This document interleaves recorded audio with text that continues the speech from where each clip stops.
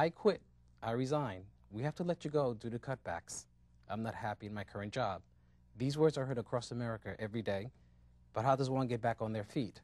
Or if you want a career change, where do you start? Well, today, my guests today, April Dugan and Daphne Simon from Platinum IT are here to help us answer some questions. Welcome, ladies. Let's start off basically talking about how big is the IT industry? Well, today, the IT industry is the fastest growing segment in the job market. As you might have seen in the papers and over the holidays, basically anything that has a .com in the back of it that goes on the market explodes in terms of its trading value. Any company that's technology-based company, is market value is tremendous right now. Also, we're seeing companies that are willing to spend much more in their information technology infrastructure than they ever have before, knowing that technology is what is going to give them access to future business and is going to give them the edge that they will need moving forward and allow them to beat their competition. So I think that's a lot of what it is, and it's catching on, and kids coming out of school now don't see computers, quote unquote, as the nerdy thing to do. It's become a cool job to have. Web development is something that 18, 19-year-olds are doing, and that's also changing the way that the computer world, the information technology field is perceived. So I'd say that's part of it. What is this Y2K issue we've been hearing about? The Y2K issue. That is really what has happened is when they've been programming code in the past, and they've been programming for a year, they have forgotten that the year 2000 would ever come. So they programmed for 1900 to 1999. So what's happened is that if a computer sees 00, it registers that as 1900, is not as 2000, because the code that was written didn't allow for that.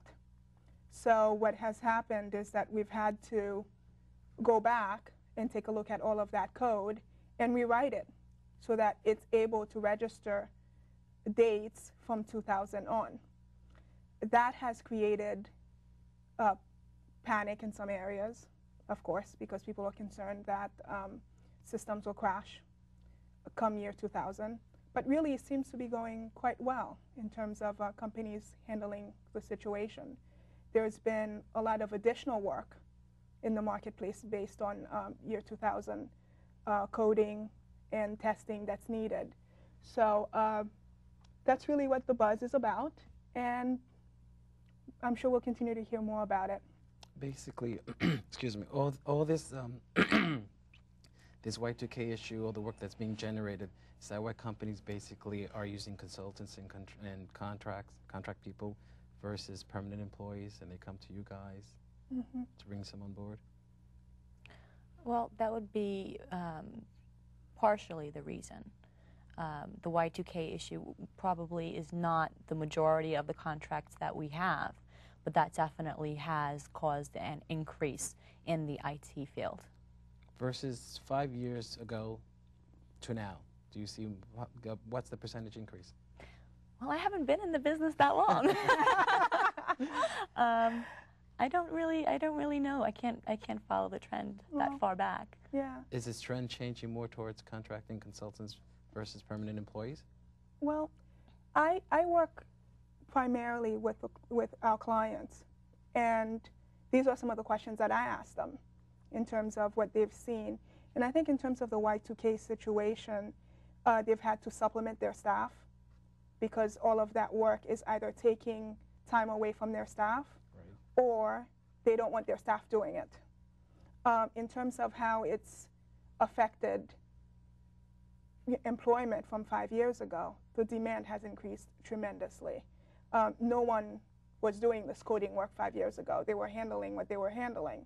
Now, suddenly, all of this coding work, which is time intensive, and has to be tested and then retested, has added a tremendous stress on the amount of work that people have to do.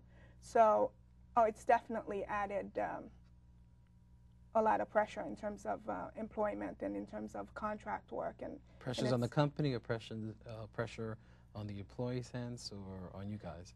I think on all sides, because what's happening is that there's a lot of people that no longer have the skills that are required to do some of the testing on some of the older systems. So, you know, you're bringing back retirees. Okay.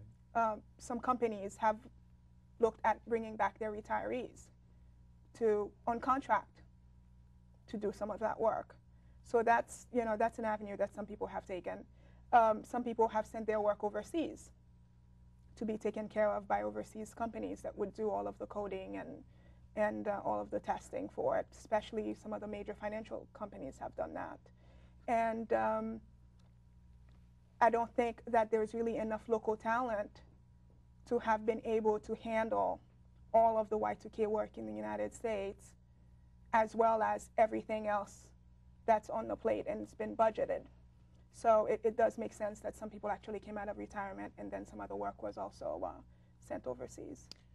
These companies are basically coming to you to hire basically your contract and your consulting assignments. What are the difference between a consulting assignment and a contract assignment? Difference between a consulting and a contract assignment. And a contract assignment is it's pretty much the same thing. What you do on a contract or consultant basis, you come in for a short or a long-term project, something that you have the specialty in, or the specialized talent in, or the expertise in, to come in and complete that particular project on time and within budget. Let's say an employee comes to you, somebody comes into you, joins your system. What is an IT consultant? What makes, if I would go to Platinum IT and I want to join your organization and get contract work from you guys, you know, fish them out, what is an IT consultant? Well, an IT consultant is a technical person, a business person, someone who is more on a entrepreneurial level, more of a risk taker, because they kind of go from one project to another. They're probably interviewing a lot more than your permanent employee. A permanent employee would probably interview once every 3 to 5 years, whereas your consultant takes on anywhere from a 3-month to a 1-year contract within a year. So they could be interviewing several times. So they have to be basically more flexible than a permanent Right, employee. and they have to, you know, they basically have to be able to market themselves in a better way. They're constantly selling themselves, and they always have to be up on the new technology, just, you know, on the ball. When you basically bring someone on board, what are their background and educational levels that you look for? Well, it varies. Probably a large percentage of contracting assignments do not require any kind of a college degree. It's really the skill level and the expertise in the technology that they're looking for that's very important. But most consultants do have some sort of a degree in mathematics or computer science. Is there like testing you guys basically generate to test these individuals? I mean, any individual could basically come in the door and they say, well, I'm a genius. I'm a math person, a PC person, I'm a tech writer. Do you test these individuals? Yes, we do. We have online tests that we are able to give where you can go in. It's like, you know, 50 multiple choice questions that they can take, and we get the results. So that definitely helps as far as, you know, understanding where their technical level is. Also, we do reference checking. So preferably a good reference would be a direct report from a previous assignment. So, you know, you're able to get some sort of a knowledge from that as well. The time span between you meeting a prospective employee and placing them in a company, what's the time span on that? Oh, that can be anywhere from a day to a year. I mean, once you have once you have a qualified candidate, Right. you may have recruited this person for a particular project, whereas they can be placed the next day. You know, you would bring them in on the interview, get their references, have them test it out, go through the entire process, you know, the resume and all of that good stuff. Submit them, get them on an interview with the client, and they could be working like literally the next day and 2 days from now. And in this business, I'm sure we've all heard the term, you know, we want this person working yesterday or ASAP, and sometimes that is the case and sometimes it's not. Whether, you know, the company's budget falls through or whatever other reasons, or they fill the position internally, sometimes it doesn't work out right away. But what I have found also in the past is that these are the kinds of people that when I do get a project, the next project that I do have that matches their background and their expertise and their technical level, you know, it's a great match, and you've already gone through the process of qualifying them and doing the reference checking, and you can get them in there and, you know, hopefully have a hire right away. Are there more consultants and contractors that have more of a preference that you would use them over someone else? Let's say you placed one contractor in 3 different companies, and this person basically, of course you're going to check the way the work performance basically was. Let's say this person's a top-notch person, that'll be your first level person you would place versus someone new coming in the door? Well, we would submit, you really don't submit just one person for one contract Oh, you give a variety of position. choice, okay. So, you know, you kind of let the client decide. If you already have someone that you know and you've established a relationship with, obviously they would be the first person you're going to present. But, you know, if you have someone new coming in the door and you qualify them, you could submit them for the same position as well. What are the benefits of using an IT firm? Do you mean for the consultant or for the client? Both. Both. Would you like to answer the first part of that? Well, for the consultant, I would say that one thing would be that we have established relationships with the client. So we're able to give a candidate kind of inside scoop on what's going on and what what the client's history is like, what their style of management is, you know, so that they don't have to go into an interview cold. They know what to expect. They don't have to, or they would know what to expect from a manager, and we have direct access to the hiring managers. Whereas if you went through another source, if you did it on your own, you're probably dealing with like a human resources department. A consulting firm can do all of your negotiations for you. You don't ever have to talk about rates with the client, which could be, you know, some a sticky situation, yeah, right? Yeah, it could be uncomfortable. You might not want to have to deal with that. The other benefit is in between assignments. If you know that you have a contract that's coming to an end, you don't have any downtime because you have the IT firm that can search for you while you're still on a project. What do you mean a downtime? You get a couple of weeks' notice that your assignment's coming to an end? Sometimes you do. Okay. Sometimes in contracting, your job can be over in a day, and, you know, in some cases there are 2-week notice clauses, depending on whether or not that was agreed upon with the client. Sometimes it's not. Again, it's not like a permanent position where you have the 2 weeks notice, the 2 weeks severance pay for sure, no matter what. That really is on a case-by-case basis. Who do the consultants work for? They work for the IT firm. They do work for us. They report to us. However, they have a deliverable for the client on the client's site. So, and then you have your corp-to-corp consultants who would probably consider us to be a broker.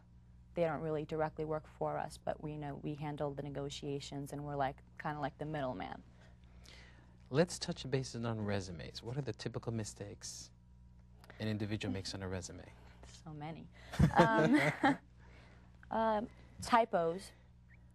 I know when I see a resume that has a typo on it, immediately it's a turn-off. It's like, okay, either this person didn't spell check this, and if you're in the IT industry, you should be using your spell check, because I know I do. Well, sometimes those features are off. Okay, but you know, they're automatic. Okay, this is true, but you know, you should proof your resume. Typos, lack of format, lying, because, you know, you will get caught. Yes. Lying is definitely a bad thing.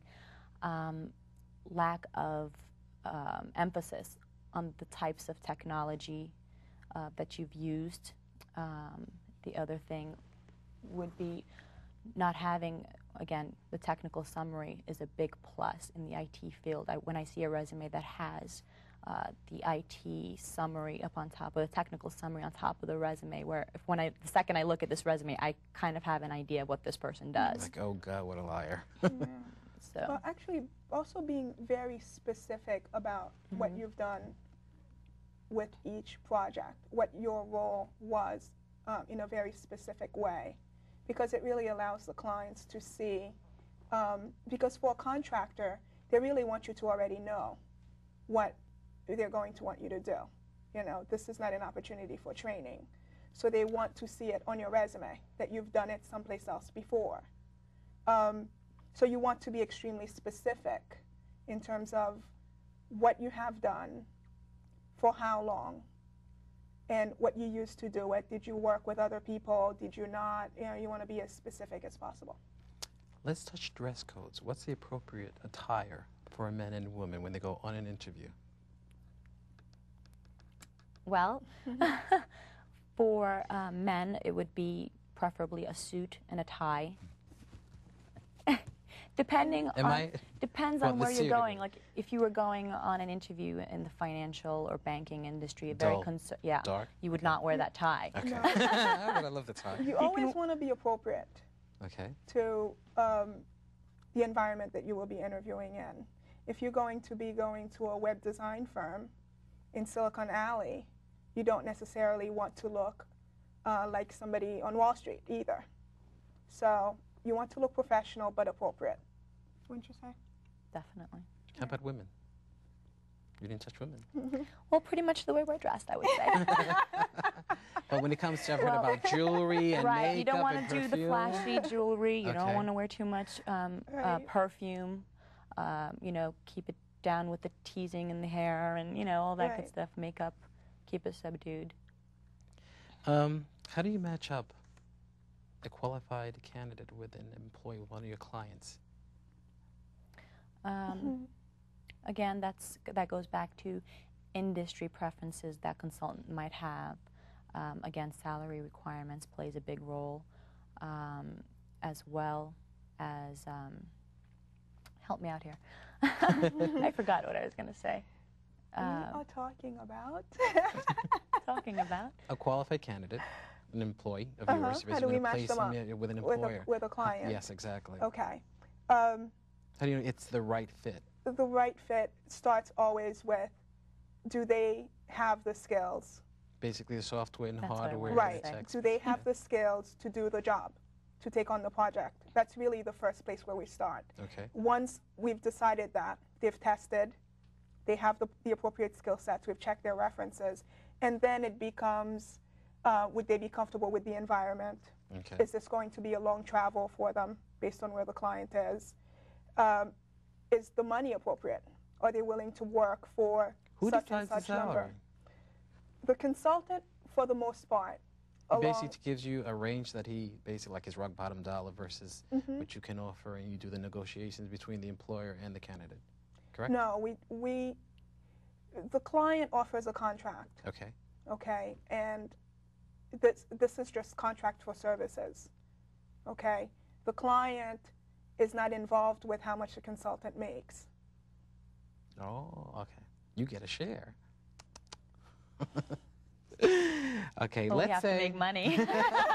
let's say you match the employer with a perfect candidate. Okay, so let's say But, you know, Tom Higgins is with Spelling Entertainment. 4 months have passed by, and the IT director says we want to hire him permanently. How would you handle something like that? How would the transition occur? We would first off speak to the consultant and get an idea, if we don't already, of what their annual salary would be, because in contracting you get paid on an hourly basis. So you would talk about yearly income, what they would be looking for, what their bottom line would be, and tack on the benefits and all the incentives that they would be getting along with the salary, and come to some sort of an agreement, and then bring that back to the client and see if that's doable for them.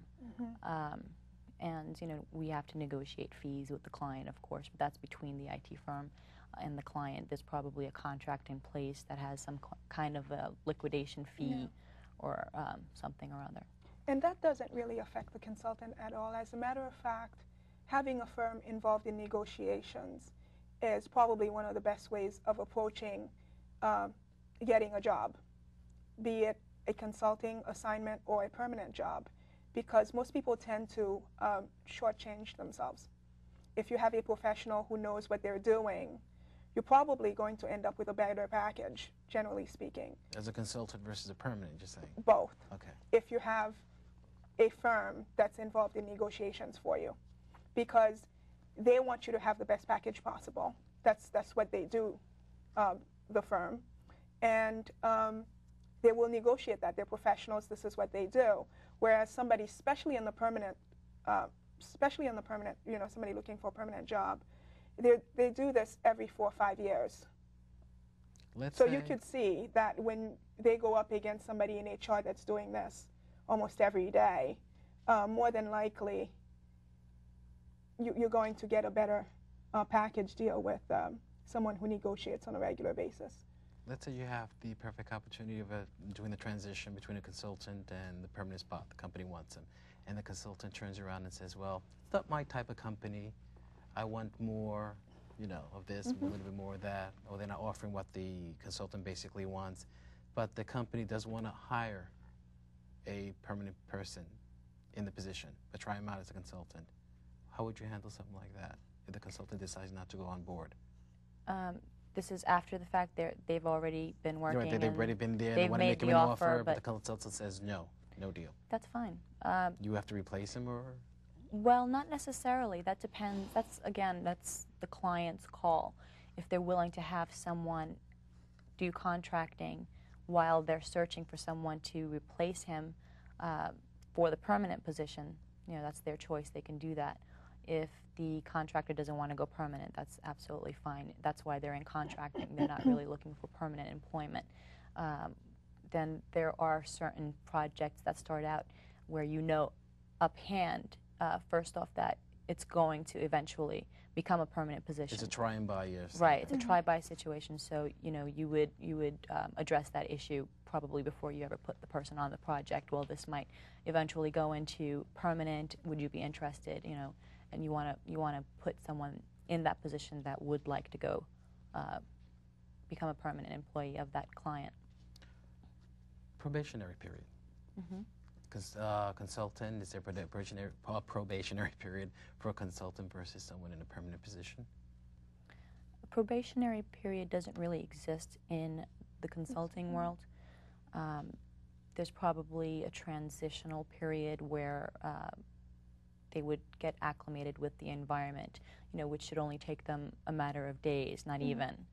That's why they have consultants come in and work on particular projects, because they have the high skill level and the expertise, so they should be able to hit the ground running and not really have any downtime. How would our viewers start in the process of becoming a consultant with IT, Platinum IT, or any other agency? Wow.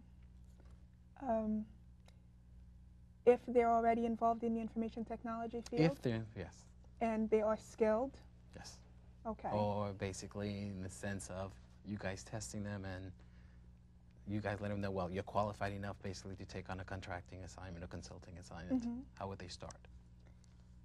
Well, I think that first they should really take a look at what they want to be doing and whether they're qualified to do it or not. Once they've decided that, they can gain the appropriate knowledge if that's necessary. And if they already have it, then they should do some research in terms of how much money their skill set is worth on the marketplace.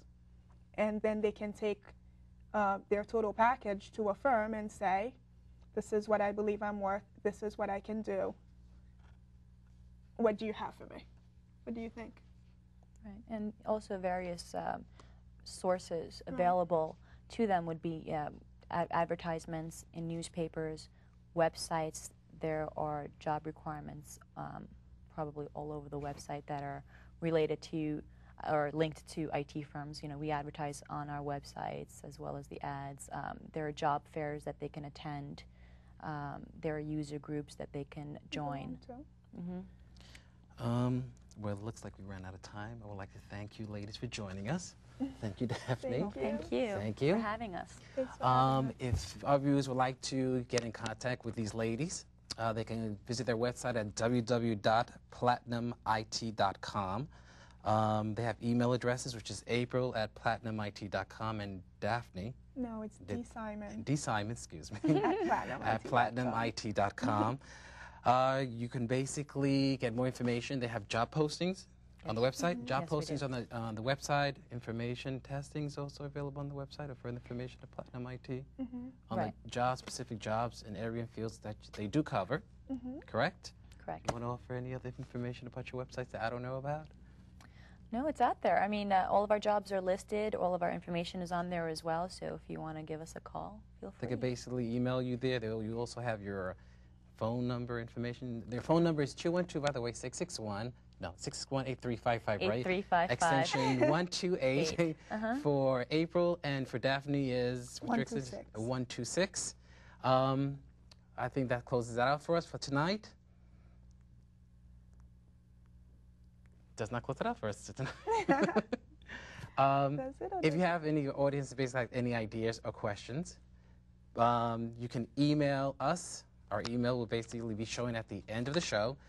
Their contact information will also be at the end of the show with your phone numbers and extensions and everything, Platinum IT, and again, www.platinum.com.